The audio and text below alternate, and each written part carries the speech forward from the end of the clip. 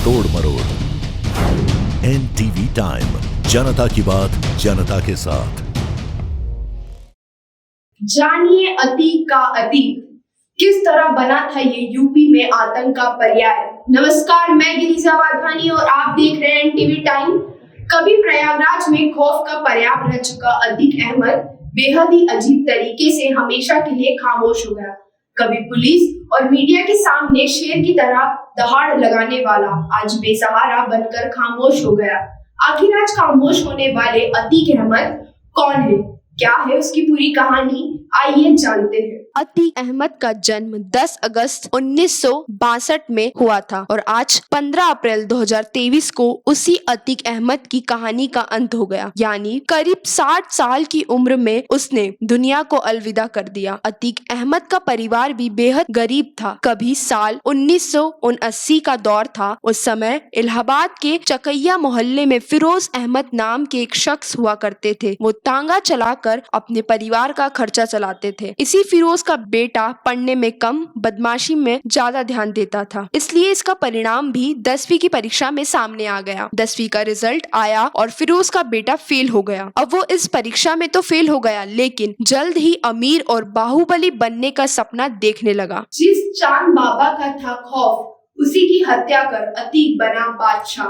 अतीक अहमद कैसे बना बाहुबली डॉन, कैसे अपराध से राजनीति की दुनिया में आया, इसे पूरा समझने के लिए चलते हैं अब से करीब साल 1987 के आसपास की बात है। इलाहाबाद शहर में चांद बाबा का दौर था। उसके नाम से लोगों के मन में खौफ पैदा हो जाता था। क्या नेता और क्या कारोबारी, सभी चांद बाबा के नाम से ही खौफ खाते थे। आलम यह था कि पुलिस और नेता इस चांद बाबा को मारना तो चाहते थे, लेकिन हिम्मत किसी में नहीं थी। अब 2 साल का वक्त गुजरा और अतीक अहमद का दबदबा बढ़ने लगा, लेकिन कोई बड़ी पहचान नहीं थी। अब पहचान बड़ी करनी थी तो धमाका भी बड़ा होना चाहिए था। सो अतीक ने वही किया। इलाहाबाद के सबसे बड़े डॉन यानी बाहुबली का पता लगाया। तब पता चला 1989 में चांद बाबा का बड़ा नाम है। फिर उसी चांद बाबा की अतीक अहमद ने सनसनीखेज तरीके से हत्या कर डाली। अब जिस चांद बाबा से पुलिस और बड़े बड़े नेता खौफ खाते थे, उसी का बेखौफ अंदाज में मर्डर कर दिया गया। कत्ल करने वाला अतीक अहमद अब खुद सबसे बड़ा बाहुबली बन गया। इसके बाद अतीक ने कभी पीछे मुड़कर नहीं देखा। साल बदलते गए और बड़े नाम उसकी क्राइम लिस्ट में जुड़ते गए। साल 2002 में नस्सन की हत्या की। साल 2004 में देश के जाने माने बीजेपी नेता और मंत्री रह चुके मुरली मनोहर जोशी के सबसे करीबी नेता अशरफ की हत्या। फिर 2005 में नए विधायक बने राजूपाल की हत्या कराकर अतीक अहमद यूपी सियासत से लेकर जरायाम की दुनिया में छा गया।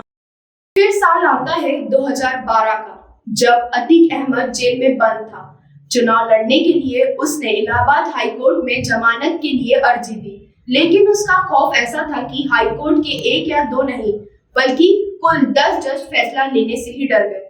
इन 10 जजों ने केस की सुनवाई से ही खुद को अलग कर लिया। अब आगे भी कुछ कम खौफ नहीं था। 11वें जज ने सुनवाई तो की, लेकिन फैसला अतीक अहमद के पक्ष में ही दिया, यानी अतीक अहमद को जमानत मिल गई। अब जेल से बाहर आकर अतीक अहमद ने चुनाव तो लड़ा, लेकिन उसका दबदबा अब पहले जैसा नहीं रहा था। वो चुनाव हार गया और हारने वाला कोई और नहीं और हराने वाला कोई और नहीं, वही राजू पाल की पत्नी पूजा पाल थी, जिसकी 2005 में हत्या कराने के जुर्म में अतीक अहमद जेल में बंद था। इसके बाद 2014 के लोकसभा चुनाव में फिर से अतीक अहमद चुनाव लड़ा, लेकिन इस बार इलाहाबाद से नहीं बल्कि श्रावस्ती से। पार्टी थी समाजवादी पार्टी, लेकिन हार का ही सामना करना पड़ा। उस समय बीजेपी के नेता ददन मिश्रा ने चुनाव जीत लिया था। इस तरह बाहुबली अतीक अहमद का कद लगातार गिरता गया, लेकिन एक बार फिर से अतीक अहमद यूपी की सियासत और अपराध दोनों की दुनिया में चर्चा में आ गया था। लेकिन 15 अप्रैल को अतीक का अंत हो गया।